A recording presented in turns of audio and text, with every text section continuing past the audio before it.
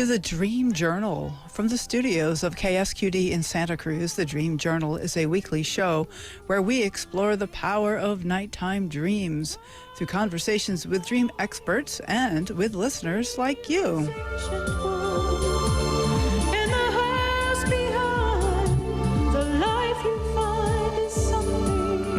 A dream can be meaningful even if you don't know what it means.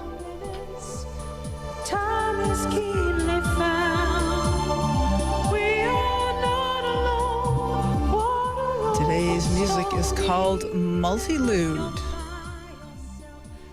Thank you, Rick.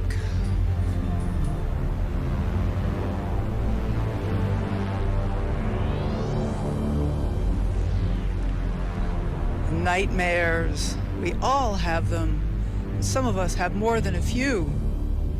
Are nightmares caused by trauma? How can we work past our nightmares and start to look forward to going to sleep again? Our guest today is trauma specialist Linda Schiller.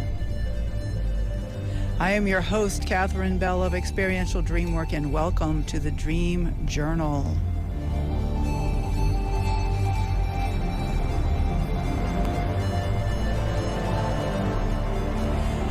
I'm going to share just real briefly a dream of mine that's not a nightmare. It's just a pleasant dream, and where I am getting ready to go windsurfing, and it's a perfect conditions.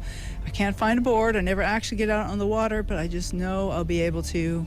I've got like all my gear. I can think about what I'm going to need, and just this anticipation. There's something magical about flying across the water, totally under the power of the wind. So this is just a lovely dream that I have, and just a few nights ago. So they're not all nightmares, you'll be glad to know, even though I do have quite a few. All right, let me say hello. Linda Schiller, thank you so much for coming on the show.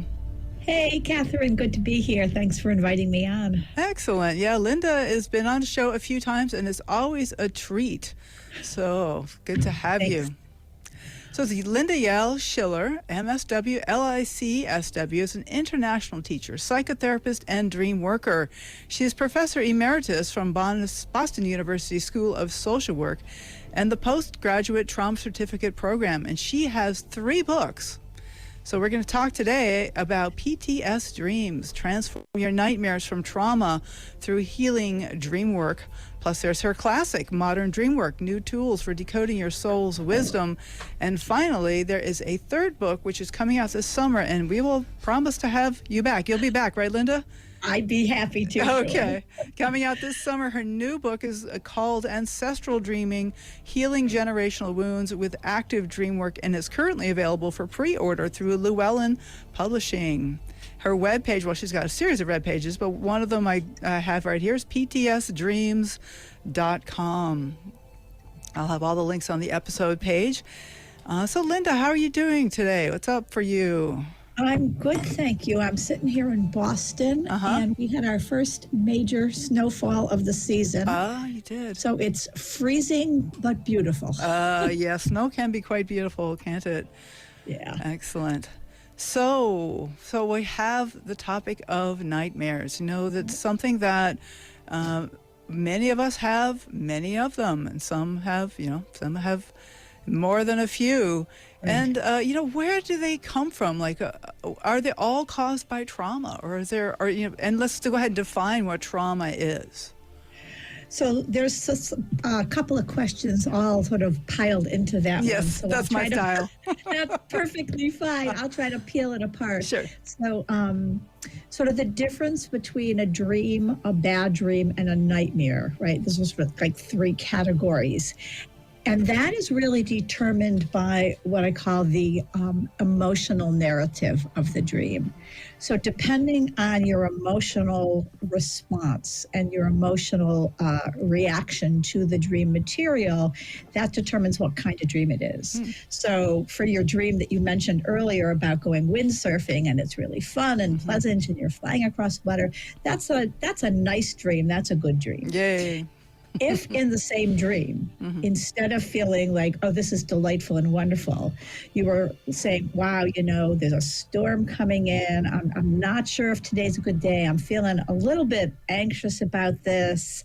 That might be a bad dream, but not really a nightmare, because you're just a little bit upset about, gee, is this a good choice or not for me? Right. I mean, even just the dream that I had could have been a difficult dream because of if I were frustrated by the fact that I wasn't on the water yet. Right. Yes. So it's the And that same dream, and here's where we're looking at how the emotional narrative determines.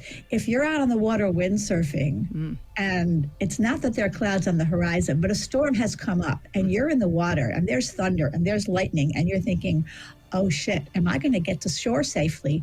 That might be a nightmare if you're feeling fear, dread, trepidation.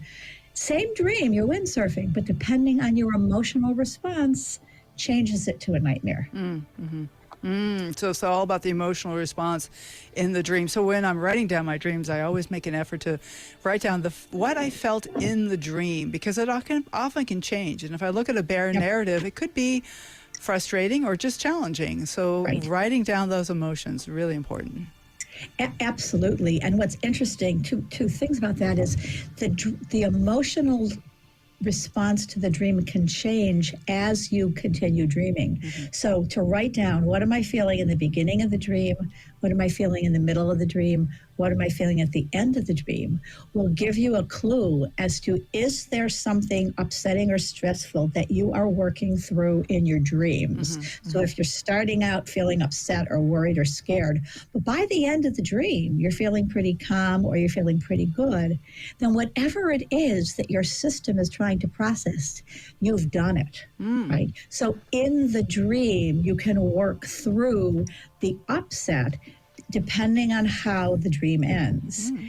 If it's the reverse, if by the time the dream ends, you're feeling no better than in the beginning or even worse, then you have a nightmare on your hands and you need to do some work to get to the bottom of what is the source, what's it about, what do you need to know or do based on the fact that you're feeling distressed as a result of having this dream.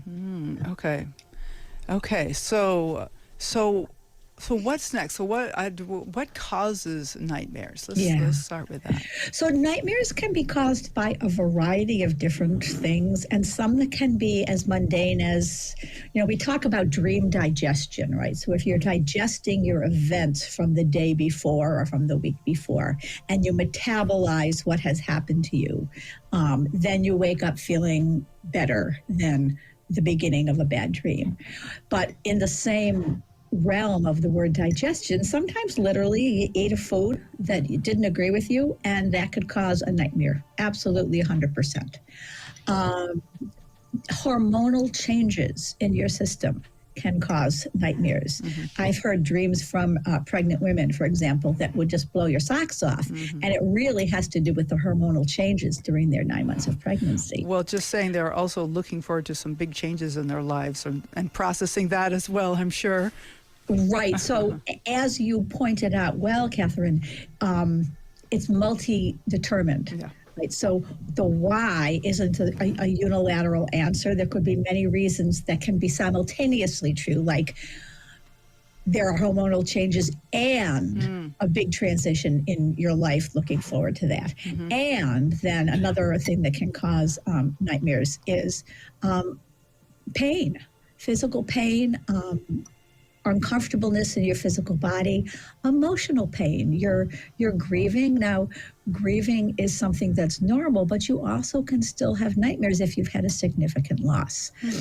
And I'm mentioning this on purpose because there's a difference between normal processing of difficult life experiences, such as a transition, such as a grief of a loss of a loved one, and something that would fall into the category of a nightmare from trauma. Okay. So the dreams that come as a result of what we would call normative life experiences we all have ups and downs in our life, right? We all have our days that are bright and our days that are dark. And as we move through life, our dreams reflect what we're going through. However, if we're able to cope and if we're able to come to terms with and deal with whatever the slings and arrows are that we've been dealing with, or sometimes it's positive changes too, like having a baby is a positive change. You're getting married, you're very excited, you're happy about it, but you're also anxious and nervous. This is a big life change. It's a positive change, but it still can stir up uncomfortable feelings of worry or anxiety, or how will this transition be for me? And those are different than trauma. Okay. So trauma is something that is an actual or perceived threat to your life or your well-being. So when I say actual or perceived, it may be in the realm of an actual threat that anyone would experience as life-threatening, such as a natural disaster, or being in a war zone, or being attacked or assaulted. It also can be something that feels like or as perceived as a threat to you and your system, even if you can't quite put your finger on what it is.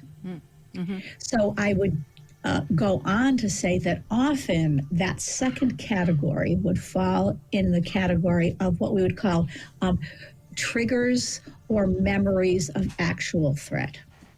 So when particularly if it's something that has gone on a long time, or even if it was a one-time incident, our mind replays it. We have, in waking life, we have what are called flashbacks, or simply memories of the upset or the traumatic event we've been through, whether we were, in an earthquake, or there was a big storm, or there was an assault. We remember that, and our mind replays it until we kind of rinse it out of our system. If we're not able to rinse it out of our system, and if we don't have the support in our life and connection with other people to help hold us in this time, then some of the upset does not get processed, does not get digested, and stays inside of us. And that's when we start to get these repetitive dreams and repetitive nightmares. Sometimes the nightmares are literal replays of the event that occurred. And very often they come cloaked in symbol and metaphor. So while the emotions might be the same, the dream disguises what it's actually about. And then we have to do our associative dream work to be able to figure out, what is this nightmare about? And then once we know, we can move on to doing the healing work. Now, on one hand, once we know, we can move on to doing the healing work. And on the other hand, then we can get into this more later, there are things we can do with upsetting nightmares, even if we don't know why they're there or what they're about, that we can work right inside the dream itself to do some healing that will then go back and affect whatever the source of the trauma is or was. Oh, right. Okay, because I think about things like the trauma of birth. I mean, birth is a really intense event, even under the best possible circumstances. It's a traumatic for both the mother and the child. Yeah, right. But I'm thinking particularly for the child, because I don't remember my birth, but I was told I had an umbilical cord around my neck, and there's lots of different kinds of traumas that people can go through even at birth, and yet I don't have memory from that time, and so any trauma from that event is going to show up as a kind of a metaphor. It sounds like what you're saying. That's a really good example, Catherine, because clearly you survived, because here you are, and so the help that you needed was given. The umbilical cord was unwound from around your neck. But what is true for all of us before the age of about 3, when we start to have facility with language, is that our memories are encoded in somatosensory fashion. So we're not going to have memories of things that happened when we were prenatal or infants or very young children, until we have developed the language skills to be able to put what we're feeling into words. Somewhere between 2 and 3, when we get to have more facility with language, we get to say things in words. But before that, our memories are going to be coming in physical sensations, in waves of emotion, in things that are, by definition, hard to put into words. Because we didn't have any words at the time. Exactly right. Right, okay. And so I also want to back up just a little bit and say that you're distinguishing between, so trauma, well, if there's an event, something happens that's a painful, dangerous, scary event, and some people, maybe even most people, work through that event through support from their families and their loved ones and through their dreams, and so the event heals itself over time, and others do not. And yet, so the trauma doesn't refer, perhaps, help me with definitions here. So does the trauma refer to the event itself or to the fact that you're not able to get over it? That it's stuck. So the answer is yes. Okay. It's both, actually. I see. Some of us are very thin-boundaried people. Ernie Hartman sort of coined that phrase of thick-boundaried and thin-boundaried people. And those of us who are thin-boundaried feel things more deeply. We take in things from our environment, from other people, more intensely than those who are thick-boundaried. And neither one is good or bad. It's just a different style of relating with the world. And we need both kinds of people because there are different tasks that we need to do to continue in the world. So there's sometimes no question that things just happen, whether it's what we call a private trauma or a public trauma. And in my book, I distinguish between these two types, and I add a third type as well. So a private trauma is something that happens and nobody knows. It's behind closed doors. It happens in the privacy of someone's home. It's abuse within the family system, in a youth group, in a church group, where someone is physically, emotionally, sexually abusive to another, but nobody else sees it. So you don't have external verification. And there's a whole layer of trauma there, particularly if the person who was the offender or the abuser literally or indirectly threatens, don't tell, something bad will happen to you or to your family if you tell. So then there's a whole additional layer there of guilt. And the question arises, did this really happen? Because there's no one there to verify it, and it becomes he said, she said kind of thing for external people who might be told about it. So that's one type of trauma. And so there's a couple of additional layers there that aren't present in public trauma. Because in public trauma, there's no question that something bad happened. There was a terrible hurricane, and your house was flooded, and so were your neighbors. And there's no question that all of you have been through a trauma. So there's not this additional layer of, is this true? Was it my fault? Am I making it up? That people who have private traumas, including growing up in, you name it, any kind of dysfunctional family, from abusive to substance abusing to narcissistic families, where the children somehow feel, somehow it was my fault. And so that adds another layer to the trauma. So we have the private trauma, and then we have the public trauma. And then in the last bunch of years, when we don't all share the same news media, Right. and depending on what you read or listen to, you get different news about the same event. That's true. And you're left sometimes unclear what actually really happened. So I'm calling this ambiguous public trauma that shares some of the categories of both public and private trauma, where you saw something or you witnessed something or you were in something, but then everybody is giving a different opinion about what really happened. And some of the, just for example, police brutality cases that have come up, depending on what side of the street you were standing on, literally or metaphorically, you can say, oh, that was not police brutality, or you can say, oh, yes, it was. I saw that, or no, that's not what happened. So that's a little more ambiguous depending on your perspective there. Interesting. Okay. Yeah. Right. So that adds a whole nother layer of is it true or is it not? I mean, Right. And that's what people struggle with certain types of nightmares. What is this? What am I dreaming about? What does this mean? What happened? And is it true or is it not? Did it happen or didn't it?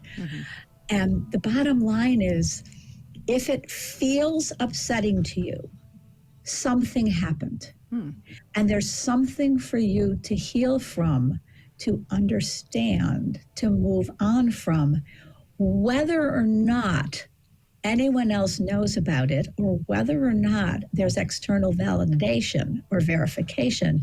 If you feel upset, that's all you need to say and know to be able to say, okay, there's some work for me to do here. Okay. All right. And yet all three of these kinds of trauma can result in nightmares. Yes, absolutely. Right. Okay. That's right. And so, of course, the dreams themselves are helping us work through these emotional situations. Like that's what they've evolved to do over millions of years, to help us resolve. And sometimes they kind of get stuck. Like the case of the PTSD, you already mentioned flashbacks, and it makes me think of like intrusive thoughts. And the recurring nightmares can be a way of like indicating that the person is stuck. Like the emotional process, the healing process is stuck. Right. It's like undigested food, right? It's just like a lump in your stomach. You're not digesting it. You're not metabolizing whatever happened to be able to take in anything that you need to know from it and then let go of the rest. And that's the work of healing from a nightmare. And the word stuck is a perfect word, because particularly when you have reoccurring nightmares where the actual same thing keeps happening in your nightmare over and over and over again, or you have thematic repetition, meaning it's not the same exact scenario, but the theme is the same. Or the topic is the same, where in one dream you're dreaming about a tidal wave, and another dream you're dreaming about a rainstorm that's really intense, or another dream you're dreaming your shower got stuck and you can't turn it off, the water keeps flowing. So these are all different dreams, but there's a theme of being overwhelmed, being flooded would be the metaphor perhaps here. And so then we would want to wonder what, where, and how are you experiencing in your current life or in your past a feeling of being flooded? And then what can we do with the dream material to help you resolve that feeling of being flooded so that you can once again stand on dry ground and be safe? Well, let's get to that. I'd like to, I have more questions, of course, but I want to get to the idea of what can we do? Like, so if we have these bad dreams, especially if they're recurring, what can we do to help the process of that emotional healing that the dreams are trying to do? What do you recommend? Okay. Well, there's a lot of different things, and in PTSDreams, I have a whole chapter that's called, I don't remember exactly how I titled it, but it's what can we do before, during, and after we have the dream. Okay. So before, if you know that you tend to be nightmare prone, there's something you're trying to work out in your sleep, and it's more than you can really handle. You're waking up in the night, gasping for breath, or you're panicked, or you're simply really uncomfortable, and you can't figure it out because you're so uncomfortable. Before you go to sleep, get some safety into your room, into your bed, into your being, so that you can have some buffer between you and the things that go bump in the night, the thoughts, feelings, emotions, entities, spirits, memories, whatever they are, that come in and flood your brain at night. So it's similar in some ways to dream incubation, and incubation is simply you spend anywhere from 1 minute to 15 minutes, half an hour doing some writing in your dream journal about what you'd like to dream about, or in this case, what you don't want to dream about or don't want to dream too much about. So you can. But you don't want to Go ahead. dwell on too much what you don't want to dream about, right? Because I mean, I could like lay there dreading my nightmares, and I think that might make me have more nightmares. Right. So you don't frame it like, I don't want to be dreaming about the floods coming in and drowning me. You're not going to write that. Okay. But you want to dream, please, to your dream muse, you can send a missive, if you will. Please send me only dreams that are not overwhelming to me. Please send me dreams where I can learn what I need to learn in a way that serves my highest purpose while still staying centered. Or please keep any bad spirits from the night away from me so I can sleep in peace. And ironically, many spiritual and religious traditions have nighttime prayers that say exactly this in all different languages. Something about keep bad spirits away, guard me while I sleep, protect me in my slumber. They have that in Islam, in Christianity, in Judaism, and I'm sure in Eastern religions as well. They have prayers that say this exact thing. So in addition to asking for a type of dream that you want, where you basically say, just so much and not anymore, no more than I can handle, you can also surround yourself with protection before you go to sleep. Surround yourself with the light of healing and protection. And for some people, that's a white light. For some people, it's a golden light. For some people, it's a blue light. Many traditions actually speak about this blue light of healing, safety, and protection. And that is deep from Kabbalah. And it also shows up in Christian and Islam traditions as well. And in Indian traditions, the avatars and the gods and goddesses are often shown with blue faces. So there's something particularly healing about a blue light, and it shows up often in our spiritual literature.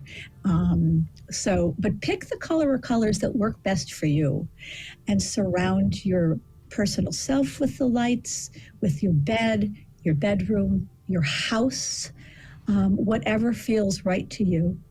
And you can also do things before going to sleep that give you a felt sense of safety and security, and particularly if you have a little sort of ritual that you do. So at night before you go to sleep, just for example, you lock your doors, you tuck in your children or your pets, you take a shower or brush your teeth, and as you shower, you wash away the residue of the day, you clean yourself consciously of anything I don't want to take into bed with me and go to sleep with. You have a little altar perhaps in your room of protective images, whether they're seashells or pictures or feathers or whatever, pictures of your relatives, whatever it is that helps you feel safe and protected, to spend a few minutes before going to sleep putting your attention on that altar space and inviting it to contribute to protecting you in the night. Wow, I'm just picturing all these different rituals, and I'm feeling that sense of safety really surrounding us, which I think is beautiful, because I want to get into after the break. We're going to have to take a short break here, but when we come back, we're going to talk about what could the other stages. We talk about what you can do before the nightmare, and then we're going to find out about what we can do during the nightmare and what we can do after the nightmare. That's right. All right. So this is Linda Schiller, and we're talking about nightmares and what we can do about them. PTSDreams.com is one of Linda's web pages, and we'll be talking a lot more about nightmares in just a few minutes. We're broadcast live from the KSQD studios in Santa Cruz and co-broadcast live in San Jose by KCXU. We'll be right back.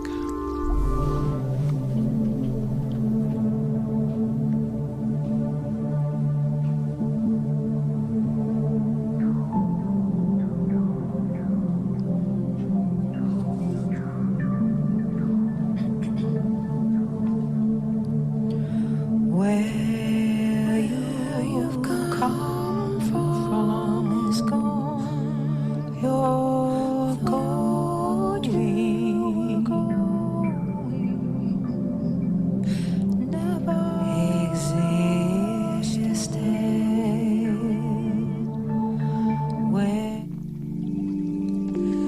are listening to the Dream Journal. I'd like to send out a special welcome to our far-flung listeners, including from Los Angeles, Ashburn, Virginia, Emmaus, Pennsylvania, Margaret City, New Jersey, and Natick, Massachusetts. People all over the country are interested in their dreams. And if you'd like to help us spread interest in dreaming, please follow the Dream Journal on your favorite podcast app.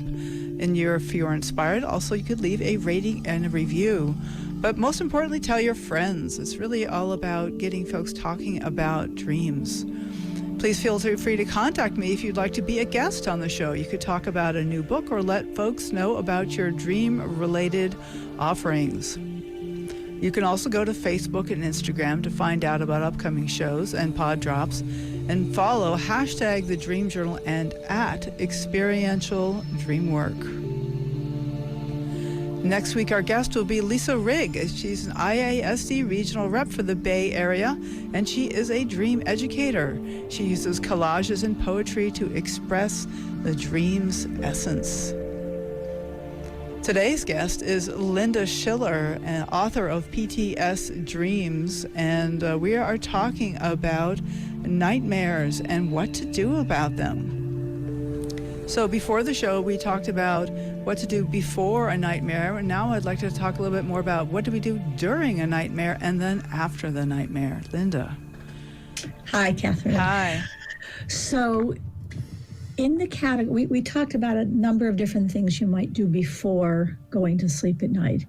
And now when I say during the nightmare, what can you do? Mm-hmm. There are a couple of things, and then we're going to move on to after you wake up, right, how you can work with the various layers of the dream. But between being wide awake and being sound asleep and having a dream, there's this in-between zone called the hypnopompic or the hypnagogic zone. Carl Jung named them. And that's that in-between state where you're not quite asleep, but not quite awake. And you have dreams and nightmares in those zones as well.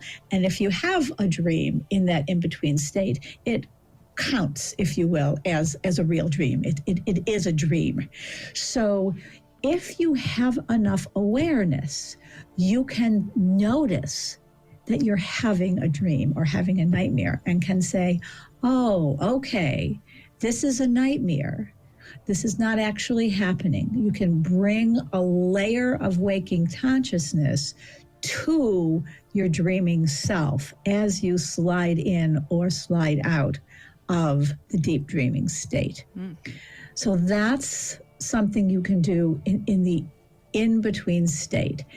And if you have enough awareness to still be able to purposefully and consciously move your body, you can change your sleeping position to a different sleeping position.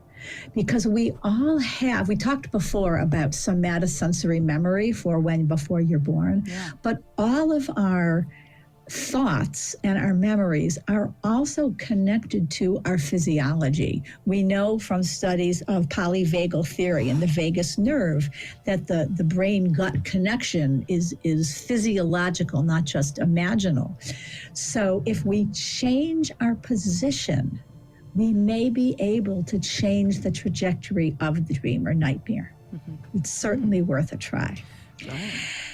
And then this is the topic for a whole different show, so I'll just mention it briefly, is the category of lucid dreaming, which is when you are asleep and having a dream, or in this case, a nightmare, and at the same time, you know you're having a dream. So in the middle of the tsunami that's bearing down on you, you think, oh, I'm having a dream. I'm dreaming there's a tsunami bearing down on me, which is very different than not having that conscious awareness within the dream.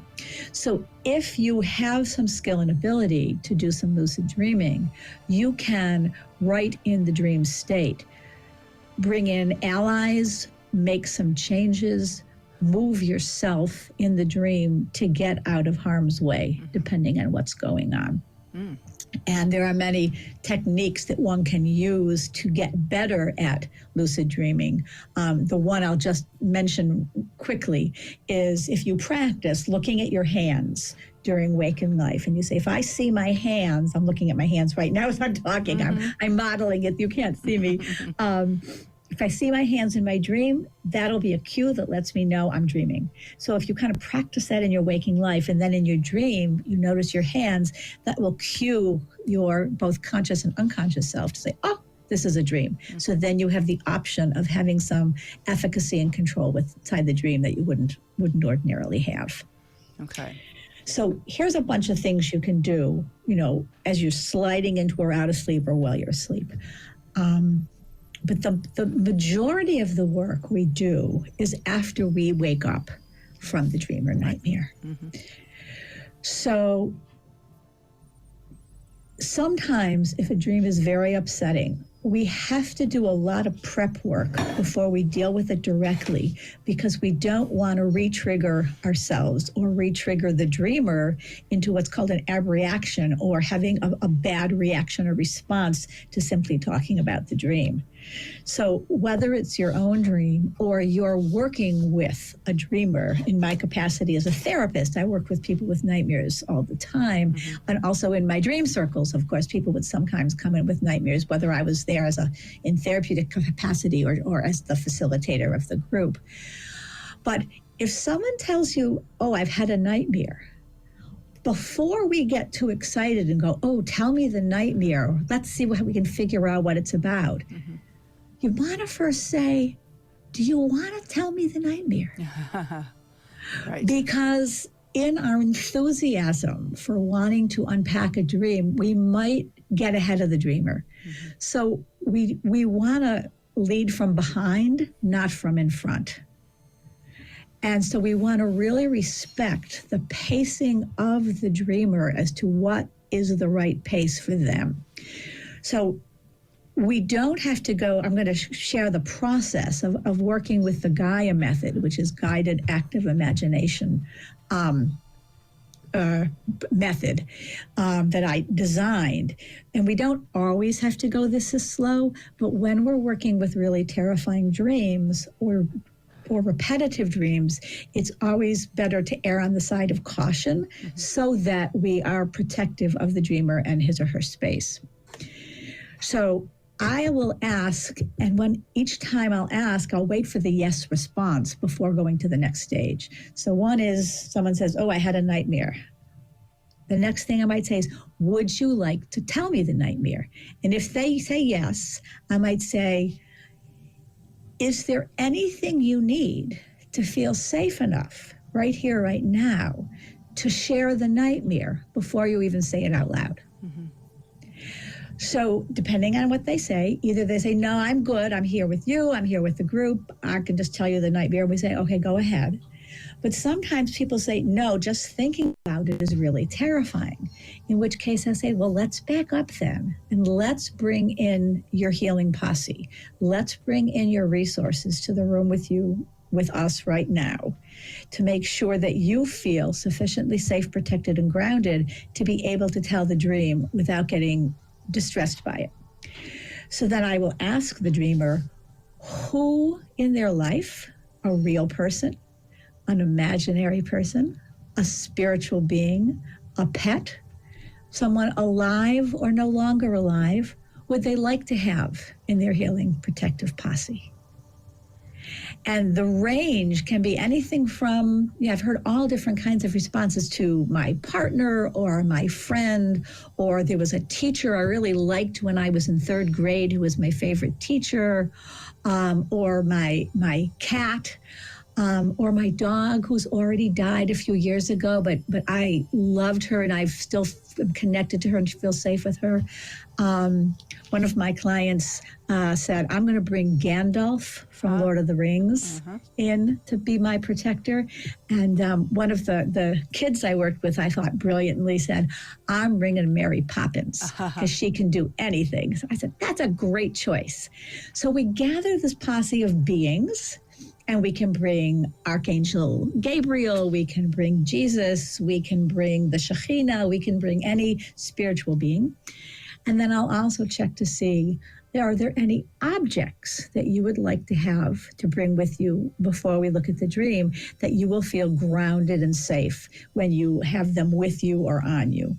And often people will say, yes, I have. Some people will say, oh, it's my wedding ring. Or some people will say, there's this book that I love. I'm going to bring this book with me. Now, this is in our imagination. You don't necessarily This is in our imagination. Okay. Yeah, but we're creating an atmosphere and an environment of safety so that when we go to the dream material itself, we're not overwhelmed again, like we were originally. Right. So in the dream, for example, there's a way of measuring the level of distress. It's called the SUDS level, and SUDS stands for subjective unit of distress.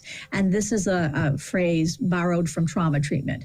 And it's like when you go to the doctor's office and you're asked to rate the pain on a scale of 0 to 10. How bad is it? Mm-hmm. So we ask the dreamer, when you had this dream or when you woke up from this dream on a scale of 0 to 10, how big is the upset?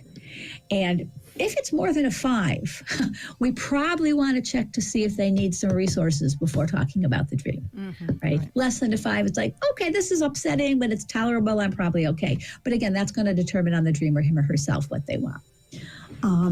One person she said, before I tell you the dream and before I go working with the dream, I'm going to make sure I have my cell phone, because in the dream, I felt helpless and I felt trapped and I couldn't communicate with anyone. So I'm going to be sure I got my cell phone with me now.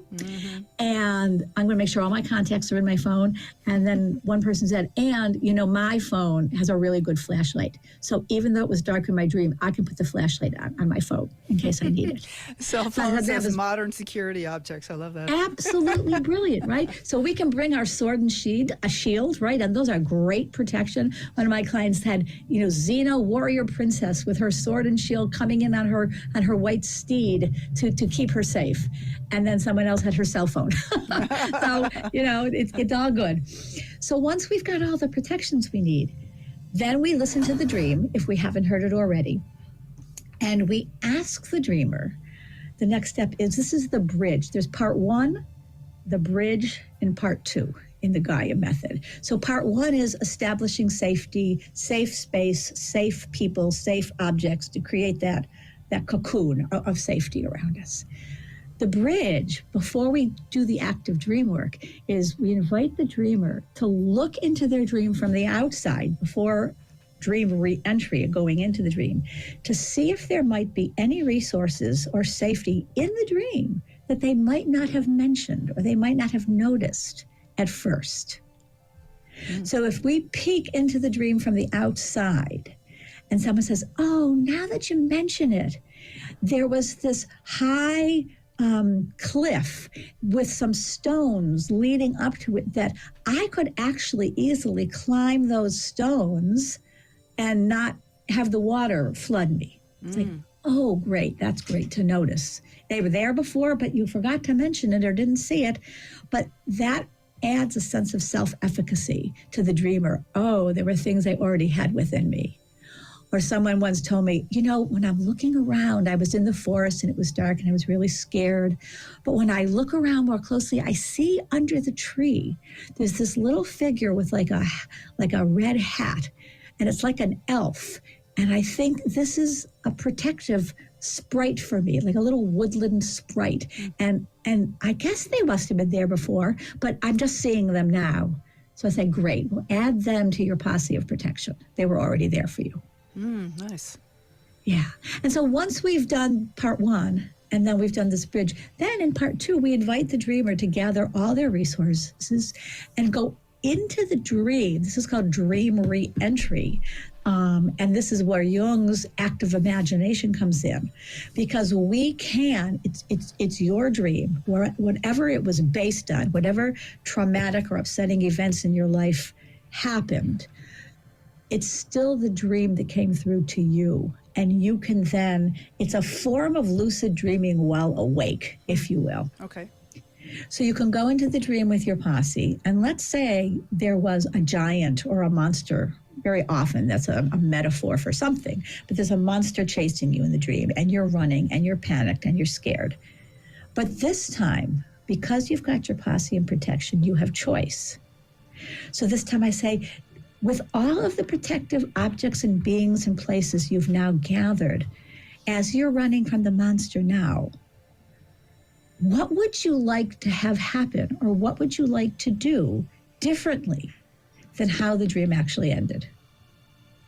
So in the dream itself, in the nightmare, if the person woke up gasping for breath, the giant is chasing them, the monster is chasing them, it's breathing down their neck, and any minute they're going to be caught, or maybe they were already grabbed by the heel, and then they woke up. And that's a common type of Greek dream scenario. You're just about to have something terrible happen. But this time, what can you do instead? So then the dream worker works with the dreamer, or you can do this yourself, either in writing or sort of talking to yourself in dialogue. It works better with scary nightmares if you've got at least one other person to do it with, because we heal in connection, and having community and connection helps us to access those places in ourselves where we're already hardwired for healing. So that connective relationship with someone else helps us move forward in doing this work. So you could say, okay, well, this time I am going to put up an imaginary wall that's clear between me and the monster. So the monster just crashes into the wall and can't touch me. Oh, okay, that sounds good. So then I might say, and then what happens? So I'm going to let the dreamer move through this process with me simply asking, and then what happens next, unless and until they get stuck. I'll let them create a different scenario. So let's just take the one that I articulated for a minute. The monster was chasing them, was just about to catch them. The dreamer magically pushes a button on their device, and a clear wall comes up between them and the monster. So now they're standing on the other side of the wall panting, and the monster's standing on his or her side of the wall, like pounding on the wall. So I say, and then what happens? So if this were your dream, Catherine, what would you like to happen next? Just for example, what would be your next step? Well, I'd like to have a conversation with that monster. That's probably one of the best choices. Yeah. And so I would, because we don't know why the monster is chasing you. No, I want to know. I'm curious. Now that I'm not terrified, because I've got all the support around me, and I've got this plexiglass wall between me and or something stronger between me and the monster. I'm like, well, what's happening? Why? That is one of the wisest things to do, and that takes us. You can tell, listeners, that Catherine is a dream worker because she was right there, right? No messing about. She's going to go right straight to talk to this monster, because we know that there's some reason why her psyche is giving her a monster chasing her. The monster has something to do or tell her that she needs to learn or know. So that's a great choice. So then, if this were your dream, for example, what would you say to the monster? Well, I guess I would say, there's something going on that I don't understand, and maybe I never will, because especially if it's like a pre-verbal thing that's been chasing me, maybe I'll never know. But I guess I want to know, it's like, what can I do to make friends with you, to access your power rather than to be running away from it? Like, what do I need to change in my life, or how can we become allies? I guess that would be the way I'd say it.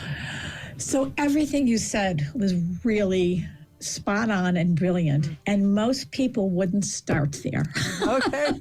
So I'm going to just back up, and what you can start with is simply, you're facing the monster, and you might want to say things like, who are you? Or who the hell are you? And why are you chasing me? What do you want from me? Right. Is there something you want from me? Right? Because ideally, you do want to do exactly what you said. Make friends with the monster, find out if they have a message or potentially a gift for you, become allies with them, get them to stop chasing you and terrifying you. But most people can't get there immediately. Right. They have to kind of go through a little process first. Well, Linda, we only have a few minutes left of the show, but Max has a question here sitting in the studio. Okay. Hi, Linda. Hi, Max. Okay, so I love this approach you have through the nightmares, but I have one question. That's when you step in and you change the dream a little bit consciously, like a lucid dreamer. Do you change the message of the dream ever? I'm not exactly sure what you mean by the question. Can you clarify? Okay. So like the dream's trying to show you something. And if you change the way the outcome of the dream in some conscious way, are you not changing perhaps the message you're getting from the dream? Interesting. That's a really, really good question. So before changing the outcome, you want to create a safety scenario for yourself inside the dream that wasn't there before. So you haven't changed the dream in any way yet, but you've allowed yourself to be safe inside the dream. From that place of safety, behind your glass wall or inside of your magic bubble or wearing your suit of armor or whatever it is, you get to find out what's going on that you were too scared or threatened to know before. And once you have the information, it's the same information that was there in the dream originally. But this time, you get to hear it from a place of protection rather than a place of threat. So your autonomic nervous system is not going to say, I'm going to die and I have to either, fight, flight, or freeze. You're not going to be set into, shutdown mode or fleeing mode because you've got safety. So you'll be able to find out what the message actually is. And then once you know, you move on to dialogue with the being or with the scenario until you find out what it is you need to know. And then you have choice, right? So the power of doing this kind of dream work is first you have safety, then you have awareness, and then you have knowledge. And once you have safety, awareness, and knowledge, you have choice. Linda, this is fabulous, and I love that summary. Thank you for the question, Max. That was helpful. And we are just about to the end of our time, and I want to tell listeners about an upcoming Zoom program and workshop sponsored by Hayden Institute, called Understanding and Healing Nightmares Through Active Dreamwork, which Linda will be hosting on Sunday, January 12th. And I'll find a direct link and I'll put it in the episode page so you can look that up. And what else do you have upcoming? We haven't even touched on your upcoming book, but like I said, you'll come back in the summer when it comes out. And the book we are talking about today is PTSDreams: Transform Your Nightmares from Trauma Through Healing Dreamwork. What else do you have that you want to let listeners know about? Oh, thanks. Yeah. Well, I have that Hayden workshop coming up, and then I also have another thing. Actually, through Hayden, they have a conference in February that I'll be speaking at. And both at the Hayden conference in February and at the IASD, the International Association for the Study of Dreams, this year our annual conference is going to be online. And at both the February conference for Hayden and the IASD conference, I'm going to be speaking about ancestral healing through dreamwork. Wonderful. And that's the topic of my new book. And in it, I'm looking at what have we not only had happen to us in our own life, but what we're going to be looking at the epigenetics of inherited intergenerational trauma. Oh, and I'm going to outline 6 ways that our ancestors might be trying to contact us through our dreams, and then the 6 different responses we will need depending on if they're contacting us just to say, hi, I'm here, I love you, or they're saying, oh, we're hungry ghosts and we're not done with you yet. Right, okay. Well, we'll look forward to that, Linda. It's great to have you on the show. PTSDreams.com is your webpage, and let's stay in touch. Great. Thank you so much for having me on, Catherine. All right. Thank you, Linda. Bye now. Okie doke. Yes. So thank you all for listening. The Dream Journal is produced at the studios of KSQD in Santa Cruz, and we are live every Saturday at 10 a.m. Pacific at ksqd.org. The podcast is released on the Monday after the show. It spreads interest in dreaming when you subscribe, rate, and review. I'm Catherine Bell. You can find out about my dream coaching practice at experientialdreamwork.com. Email me at catherine@ksqd.org, KATHERINE. You can follow Experiential Dreamwork and hashtag The Dream Journal on Facebook and Instagram to find out about upcoming shows. I'd like to thank Rick Kleffel Engineer and music creator. You can find this music at pandemia.com. Audio editing by Suki Wessling. Phones by Eric Nelson. Intro and outro pieces are both by Mood Science. And tomorrow morning when you wake up, take a minute to write down your dream and bring it to the next Dream Journal.